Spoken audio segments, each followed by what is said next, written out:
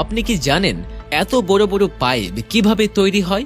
আমরা সমুদ্র থেকে তেল উত্তোলনের জন্য জি পাইপ ব্যবহার করি, তবে এই ধরনের ভারী পাইপ কি থেকে তৈরি হয় তা জেনে নিন।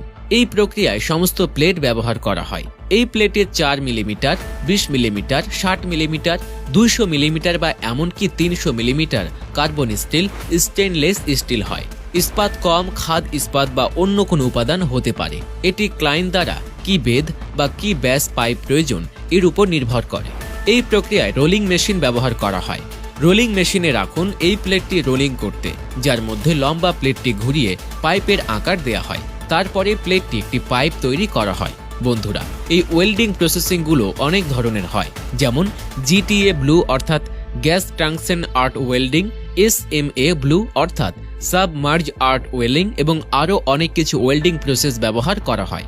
তবে বেশিরভাগ ক্ষেত্রে জিটিএ ব্লু